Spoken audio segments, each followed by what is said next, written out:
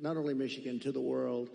And you're not going to care so much about making cars if that stuff starts happening. And we have people that are not good at negotiation. The war should have never happened. President Biden, I want to be nice. He was so nice to me yesterday, but, you know, in one way, I sort of wish the call wasn't made, because I do feel he's so nice. I'm so sorry about what happened and all that. But I have to lay it out. We have very important, and the same with Kamala today. She could not have been nicer. But the fact is, we have to have people that are respected by the opponent, by the other side, by other countries that have this. Even Pakistan has nuclear weapons. We have countries. India has a lot of nuclear force. We have countries that have tremendous nuclear power. And when I hear these people talking about global warming, that's the global warming you have to worry about. Not that the ocean's going to rise in 400 years, 1/8 of an inch, and you'll have more seafront property, right, if that happens. I said, is that good or bad? I said, isn't that a good thing? If I have a little property on the ocean, I have a little bit more property. I have a little bit more ocean. But the fact is that it's a tremendous problem. And we are closer to World War III today than we've ever been. And the difference is, and I say this a lot, this isn't army tanks going back and forth and shooting at each other. This is obliteration. The power of these weapons, and I'm the one that revived it, and I hated to do it. But, you know, we had stuff that was 48 years old. They didn't even know if it worked. We have incredible stuff. So does Russia. China has much less, but they're going to catch up over 4 or 5 years. It's the single biggest threat by far to civilization. And nobody talks about it. They talk about global warming. Used to be, remember? Used to be global warming. You know, they changed the name. You know why? Because the planet's getting cooler now. So now what they call it is climate change, because that covers everything. See, climate change, if it gets hot, cool, you know, these people, I don't know if they're for real, but if they're not, they're covered by the words climate change. If it gets cooler, that's good. If it gets hotter, that's good. Global warming wasn't working so well. But the single biggest threat, okay, now let's assume we have a really smart president, and that's not going to be a threat because we have a lot of power. Doing business with China is a good thing, but you have to have a fair deal. Doing business with Russia, they have so much in terms of minerals and things. The size of their land mass is like 4 times bigger than the United States. The minerals and things they have, we can do great business, and you keep everybody happy. You can solve that problem. But let's talk about the local problem. The local problem is that you have countries stealing your business. Mexico is a very big one. Mexico, this year, we have a deficit with Mexico of $250 billion. Think of this. With Mexico, little Mexico, you think of it as a little innocent place. We're losing our ass to Mexico. China, you don't even have to talk about. We have over $1 trillion this year. I was charging them numbers that were unbelievable, and now he's just totally given up the ghost. And we're going to lose $1 trillion in deficits to China. $1 trillion. That's not sustainable. We're going to turn it all around, and we're going to do it through taxation and tariffs. It will be done in 24 hours, and it'll change the whole planet. Just so you know, Sarah, China became powerful because they charge. They don't call them tariffs. They call it a tax. They don't call it tariffs. The word tariff is a beautiful word to me, but to a lot of people that don't understand, it's not a beautiful word, because you have a lot of people that are paid off by these countries. They're taking care of these countries, and they don't care about destroying the United States. They want millions of dollars in fees and consultation, but we will, literally in a period of 24 hours, we can change the whole trading of the whole world. They've taken advantage of our country for years. I stopped it. I stopped so much of it. And then we had a focus on COVID, which a lot of people said was put in there for a reason. You know, it came out of the Wuhan lab, which I said right from the beginning. All of you know. It didn't come out of a cave. They said a cave. It didn't come from France. They blamed France. They blamed, I call it the China virus because I like to be accurate, you know. They call it the Spanish flu. They call it all different names when something comes from a country, except for China. We have to call it COVID. What the hell does COVID mean? The China virus. And a lot of people think they did that because they were not happy with me as president. I actually had a great relationship with President Xi. And in his own way, he probably liked me the most, but maybe or maybe not. I saw that Putin the other day endorsed Kamala. And you have to understand, these are major chess players. So when he endorses Kamala, he may say, well, I did that because I love you and it's better to be doing it. So who knows? But he endorsed Kamala, which is a little unusual. I was watching, I said, that's interesting. I think that's a good thing, isn't it? It really is. But look, we have to turn it around, and we can. We're going to have a reciprocal trade tax. We're going to have so if China charges 152%, which they do in a car, if we sell a car made here into China, which you don't do because the tax is too high, they say to all your companies and to others, and to Elon Musk, who gave us, he is a great guy. He gave me the strongest endorsement, and he's a really wonderful guy. But they say to him, we don't want your car unless you build your plant in China. And there's nothing wrong with saying that. That's smart people say that. We haven't said it for many years. I said it. We have a lot of plants going up with Apple and other things. I said, you got to build plants. You don't build plants here, we're going to put the tariffs on your products coming in from China. So we can do it quickly, but we're going to have what's called the Reciprocal Trade Act. Now, I dealt with a senator, a very good senator, actually, but he knows nothing about trade. I said, here's what I want to do, Senator. I want to take the reciprocal trade. If they charge us 100%, we charge them 100%. He said, you mean they charge us, we charge them? You got me. How simple could it be?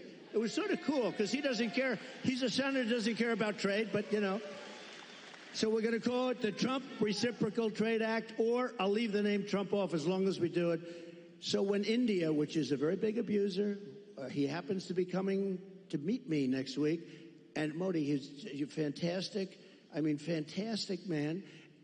A lot of these leaders are fantastic. You have to understand one thing. They're 100%. These people are the sharpest people. They're not a little bit backward. They are at the top. You know the expression, they're at the top of their game, and they use it against us. But India is very tough. Brazil is very tough. There are certain countries, I can tell you every one. I can give you from top to bottom. China's the toughest of all, but we were taking care of China with the tariffs. So we're going to do a reciprocal trade. If anybody charges us 10 cents, if they charge us $2, if they charge us 100%, 250, we charge them the same thing. And you know what's going to happen? Everything's going to disappear, and we're going to end up having free trade again. And if it doesn't disappear, we're going to take in a lot of money. Okay? But, you know, the biggest beneficiary, I believe, is going to be your state. And I won't say that to other states, I promise. About your state, you are going to have plants built at a level that you haven't seen in 50 years. Okay? Great question. Thank you. Thank you. Mr. President, one of the other things I think that you did that helped protect the American worker as much as anything else, and also make our country and our communities safer, was you actually did something about the border. Just this month, there was a woman in my home state of Arkansas who was killed by an illegal immigrant who was drunk driving, that was deported during your administration and came back under this administration because they have failed to protect our country. It's one of the great threats that we face that you actually did something about. Tell us what you will do on day one to help protect our country. So we're going to be, day one, we're doing two things. Closing the border and baby drill. Two things. We're going to get down the prices.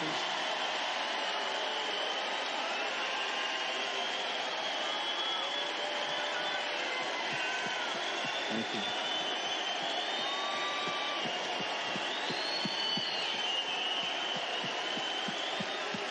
Nice people. I like this crowd. I like this crowd. No, you know what? You're smart people. So, Sarah, thank you.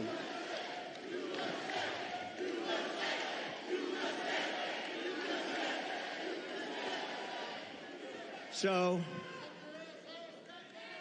over the last couple of years, I've been talking about the border.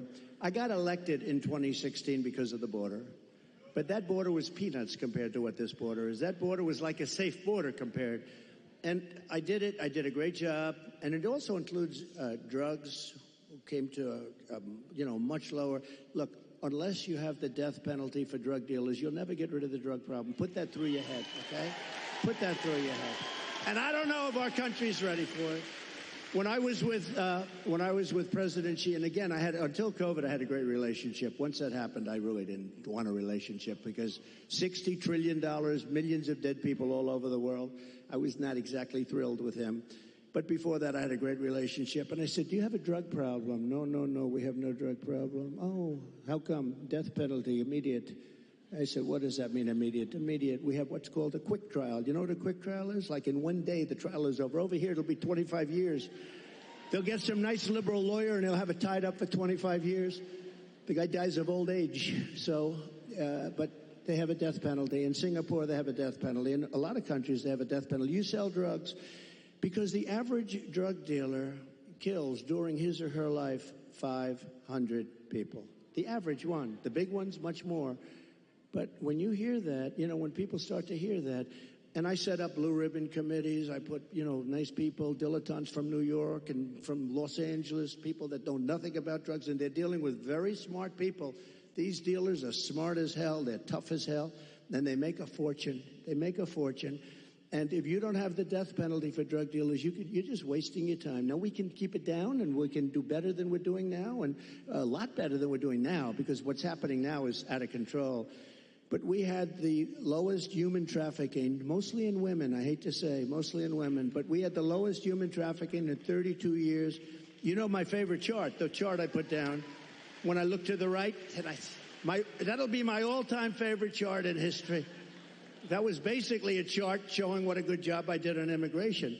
But even if it showed I did a bad job on immigration, it will be my all-time favorite chart, because I wouldn't be here right now if I didn't look over. Let me see that. That was not good. My all-time favorite chart. Blue, yellow, red. It was beautiful. Oh, there it is. There it is. There, that was good. These guys are very good back. That's a good. The interesting thing, it's always on my left. It's at rallies. It's always on my list. I only do it about 15, maybe 20% of the time, so I don't do it much. And it's always at the end of a speech. But it's always here. For some reason, they dropped it here. It was at the beginning of the speech, the very beginning couple of sentences. And I turned like a deer bolting, I guess, right? They say good hunters say this. Every once in a while, a deer will bolt prior to the shot. And I don't know, I guess mine was a form of, but I turned around to look at it. It was right here, behind me, actually. And my head was at a perfect angle. It got me. But if you got to be hit, that's the best place. Although it's blood. The doctor, I said, how come so much blood? He said, the ear bleeds more than anything. I said, I'll take it. I'll take it. But it was an amazing thing. And I have to say, because while we're on the subject, because people do like to talk about it. A few days ago, we had an incident. I have to say, Secret Service did a hell of a job. They really did. They caught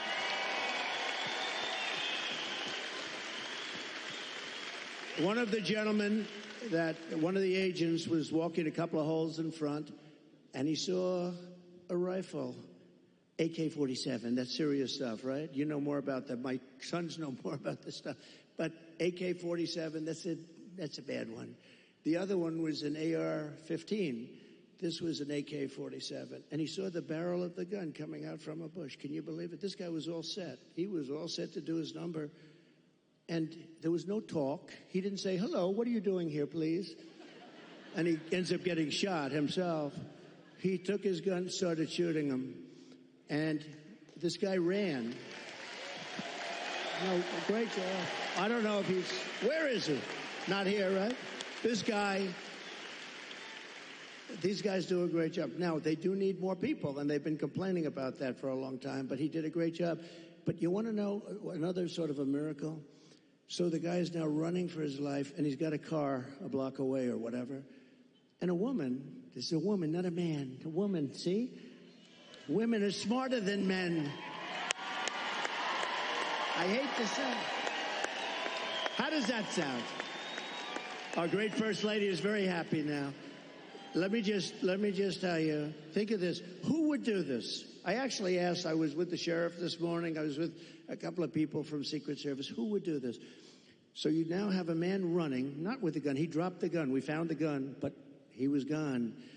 And a woman driving in a car saw a man on the street, pretty busy street, running, and she followed him. And he got into the car, and she stopped because she thought he was trouble. He looked different. He like trouble. She followed him, it wasn't very far, and parked the car behind his car and started taking pictures of his license plate. Now think of it. And Sarah, think of it. No, seriously, who would do that?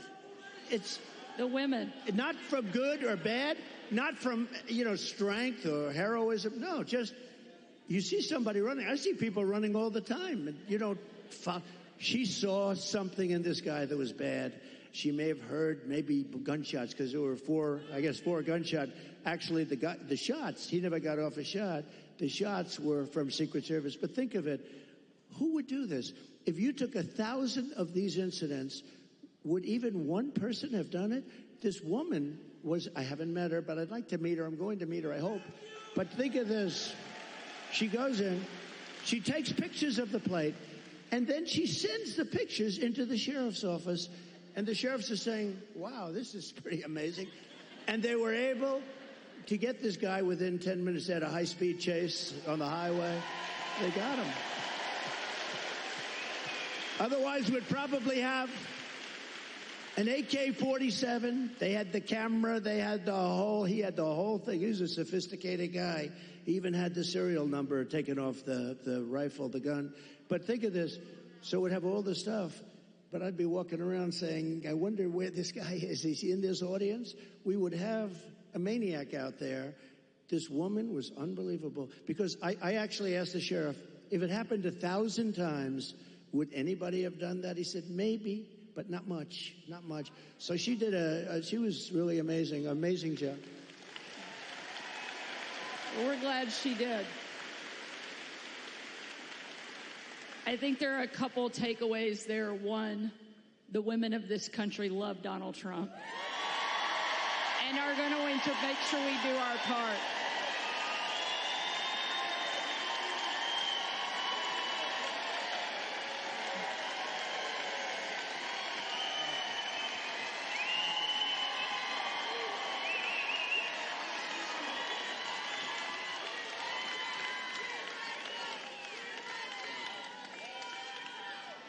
And I think one of the other things that we all know in this room certainly is that God is not finished with you, and He has big plans.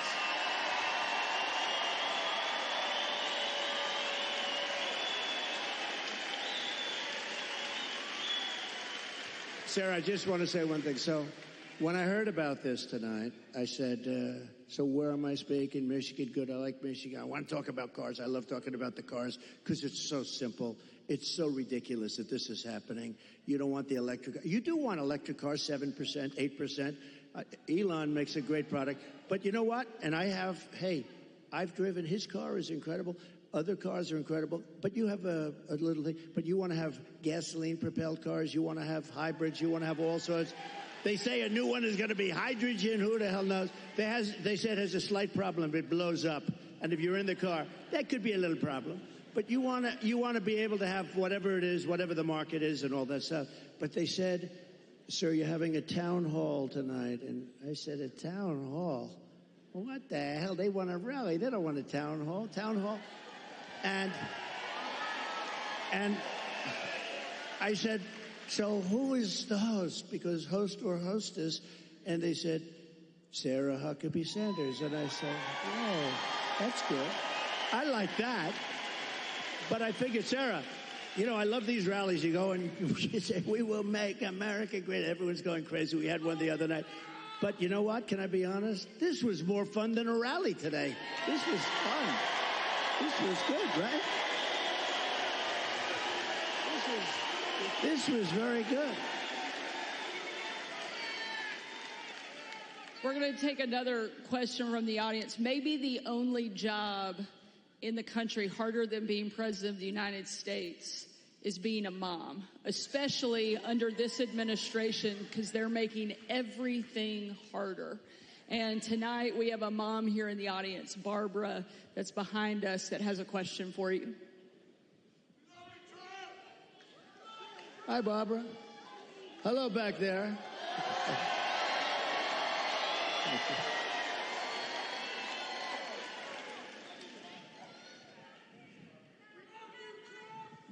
Good evening. Good evening, President Trump. Thank you for taking our question. Thank you. My name is Barbara. I'm a mom of 3, a grandmother of 7, and 3 great-grands, a registered nurse, retired nurse. So I know the cost that goes into raising children and running a household. Yeah. People just can't survive now. How are you going to bring down the cost of food and groceries? Good. Very good. Thank you. So we have to start always with energy. Always. I don't want to be boring about it, but there's no bigger subject. It covers everything. If you make donuts, if you make cars, whatever you make, energy is a big deal. And we're going to get that. It's my ambition to get your energy bill within 12 months down 50%. If I can do that, we've done a hell of a job. 5-0, not 15, 50. Interest rates are going to follow, and actually they're going to follow for another reason. The economy is now not good. And interest rates, you'll see they'll do the rate cut and all the political stuff tomorrow, I think. And, will he do a half a point? Will he do a quarter of a point? But the reason is because the economy is not good. Otherwise, you wouldn't be able to do it. But we're going to get interest rates down, and we got to work with our farmers. Our farmers are being decimated right now. They're being absolutely decimated. And, one of the reasons is we allow a lot of farm product into our country, and we're going to have to be a little bit like other countries. We're not going to allow so much come. We're going to let our farmers go to work. And I don't know if you remember, I love the farmers because, I had many meetings as president. I have this gorgeous room with this beautiful table that seats about 35 people. And I was with the farmers. Usually everybody wants something. They all want subsidy. But I was with the farmers, and I think you might have been there, actually, Sarah. I said, look, fellas, we're going to get you such a beautiful subsidy, meaning I'm going to do things. And one of the people raises in, sir, honestly, we don't want a subsidy. This is the first time this ever happened to me. Everyone they want money, they want to build windmills. We want money with these windmills. Anyway. But you know what? It was amazing. He said, almost tears in his eyes, they were getting decimated. We don't want a subsidy. We just want to play, a fair, level playing field. And I said, nobody's ever said that. And I have many industries and many groups of people from different things. They do all different things. It's probably the most dramatic I've ever seen. He didn't want anything. All he wanted was to be able to compete fairly. And the problem we have is other countries, they treat us very badly in that way also. They really are. And sometimes the worst countries are our so-called allies. I say so-called because in many ways they're not allies at all. They take advantage of us. They really take advantage. But we're going to do with the farmers. We're going to do what we have to do with the farmers. We're going to put our farmers. And do you remember the expression? When I was negotiating with China, China said, well, we're not going to deal with this because they never had anybody negotiate. They did whatever they want. They just took us for a bunch of suckers. But I told the farmers it's going to be very good negotiators. You're going to suffer for 6 months, and then they're going to fold. And that's exactly what happened. They folded, and they agreed to buy $50 billion.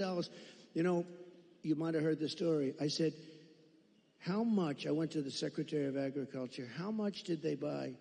He said 15. I thought he said 50. So when they're ready to make a deal at 15 billion, I said, no, I want 50. That's what they've been buying. He said, no, it's 15. I said, you said 50. And he said, no, we said 15. I said, that's okay. Ask for 50 anyway. And we got it. We got it. And they buy a lot of our product. But so it's just a great interest rates, energy, and common sense. A lot of it's common sense. Everything. I like to say we're the party of common sense. We want to have a strong border. How about we want a strong, all of a sudden they've changed. They didn't want any border. They said walls don't work. 2 things work. What are the 2 things? Wheels and walls. You know, if I do, there's a gorgeous computer down here. In about 2 weeks, it's going to be obsolete. A friend of mine is in that business. He hates it. He said, we come up with a new model, and it's the greatest. About 3.5 weeks later, the damn thing's totally obsolete. The only thing that never gets obsolete is a wall and a wheel. And the wall is what we're talking about now. And, you know, we built hundreds of miles of wall. We then added more than I ever said I was going to do.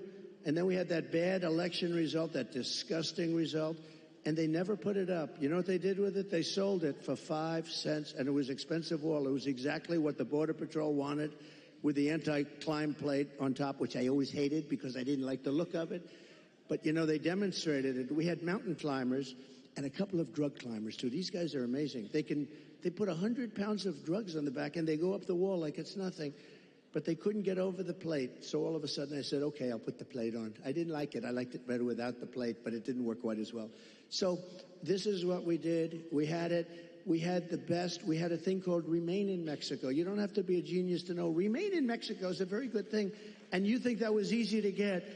I think Tijuana, Mexico was probably the fastest growing city in the history of the world. Okay, they had hundreds of thousands. They couldn't come in. When they got in, they let everybody pour into our country. The border, just to finish with the border, when I talk about energy, to me it's exciting, but to a lot of people it's not. But it gets exciting because we'll bring down your costs, all that. But what people want to hear, and I believe when I got elected, I believe it was the border that was the biggest thing, and I fixed it, and I did a great job. And I wanted to mention it in 2020, and my people would say, sir, nobody cares about the border. They don't care because I had it fixed.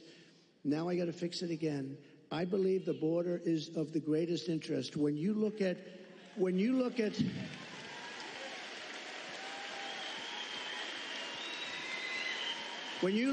happening in Aurora, okay? Take a look at Aurora. When you look at what's happening in Ohio, the great state of Ohio, I love it. I'm way the hell up. I wish I was up 18 points in your state, but we are up. We are up. I think when people hear what I have to say, I don't know how you can possibly lose it. I'll tell you this, and I'll say this for Michigan. If I don't win, you will have no auto industry within 2 to 3 years. It'll all be gone. And I know you got a little bit of an increase. It doesn't mean that's the small stuff because it's just a temporary thing. Because you will not have any manufacturing plants. China's going to take over all of your business because of the electric car and because they have the material. We don't. What we have is a thing called gasoline. We have gasoline. We have so much gasoline we don't know what to do. They don't have gasoline. So why are we making a product that they dominate? They're going to dominate. You will not have a car industry left, not even a little bit of a car industry. And you're going to have electric cars, but you're going to have 7%, you're going to have 9%, whatever it may be. And maybe someday the technology becomes so good that you can do more. I mean, you know, it's fine. But right now, the battery technology isn't there for long term. I always say, I love the electric car, but they don't go far enough. And they don't do well. You know, in Iowa, it was 20 degrees below zero when we had our great success in Iowa. We had a great, and there were cars all over the place. I said, what's wrong with those cars? They don't work well in cold. And they don't work very well in heat. But Elon's going to figure it out because he's great. He gave me the greatest endorsement. He figures everything out. And right now he's got other things to think. He's got to get a rocket up to get those 2 people out of there. I said, Elon, let's get going. No, they're relying on Elon to get the 2 people. Who would like to be up there right now saying we're coming back home maybe in February? So that was not so good. But Elon will solve the problem. He's great guy. And he loves this state, and he loves your whole, everything you're doing here. And he's done a fantastic job. He really has. And if he didn't endorse me, I would not be saying that, okay? I wouldn't be saying that. Thank you. We've got time, I think, for just one more question. When you were president, you built one of the strongest economies our country's ever seen. One of the ways you did that was by passing the largest tax cut in American history. We have a question from Willie who wants to ask you something about taxes and what you're going to do. Good evening, Hi, Willie. future President Trump. I'm a local contractor in this town. He's a cool-looking guy, too. He's better looking than you. I'm a local contractor in this town, and I live here my whole life. And I'm going to tell you, I'm kind of concerned about crucial Kamala's tax increase. Can you outline for the people what you plan on doing about taxes. Great. It's a great question. Look, she's going to double up your taxes. She wants to terminate the Trump tax cut. Just that is going to lift up your taxes by 44%. Just that one move. And remember, I have it so that, like, if you're a farmer or a small businessman, you have no inheritance tax. They're going to give that up. They're going to give everything. You know, a lot of people don't realize. A lot of people didn't talk about it, but if you have a small business, if you have a farm someplace, a lot of farmers, they have beautiful land, but they don't have the cash, and they leave it to their children, and they're so proud of their children, and the children end up going bankrupt because they have to borrow money to pay off the estate tax.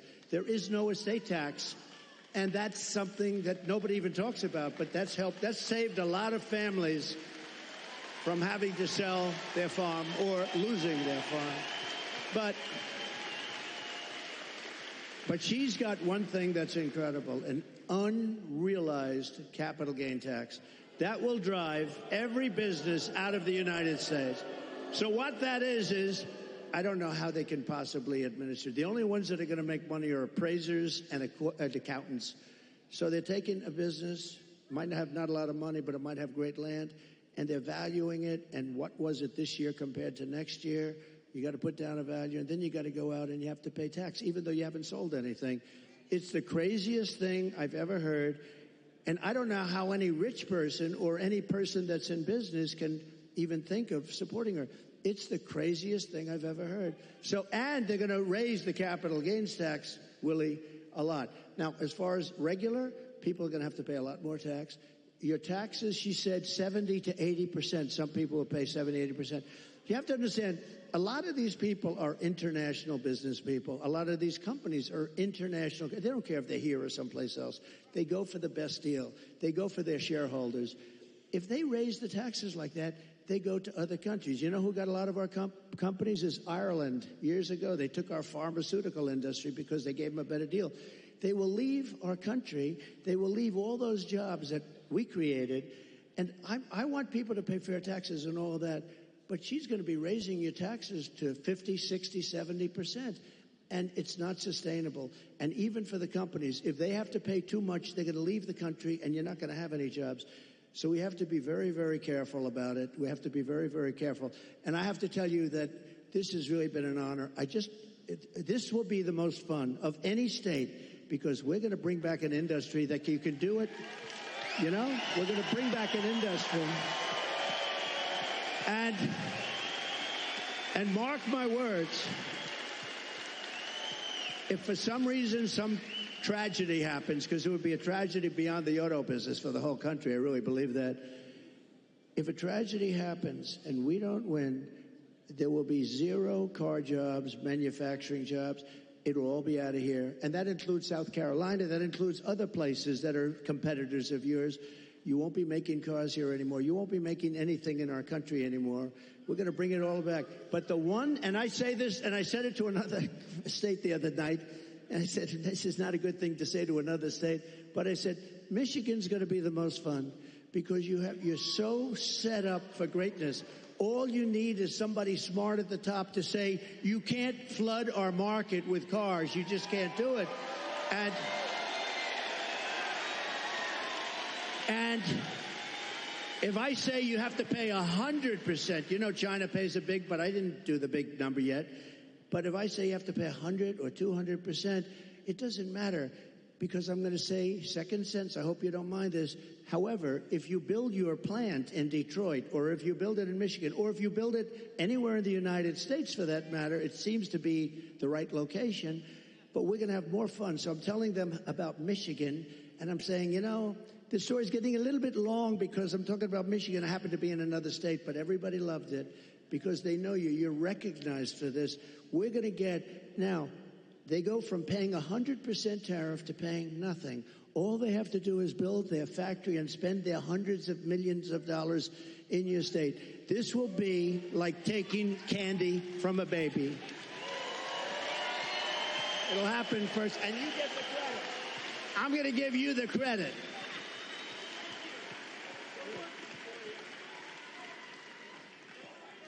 Well, I don't think there's any question that America was better off under Donald Trump. And we know that it's going to be even better the second time around.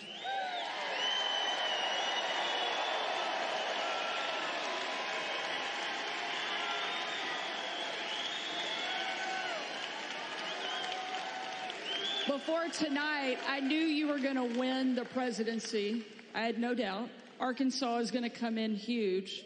But now I know you're going to win Michigan by epic margin.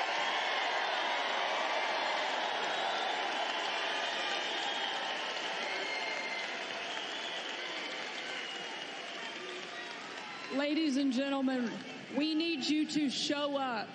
We need you to vote. Because the future of my kids, your kids, our grandkids depends on whether or not Donald Trump goes back into the White House. And I know you're not going to let us down.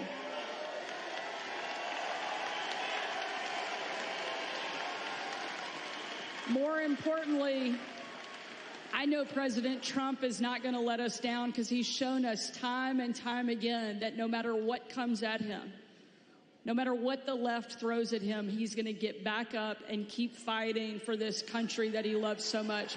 Thank you, Mr. President. Thank you, sir. Thank you, sir. Thank you very much. Thank you, everybody. Thank you, man.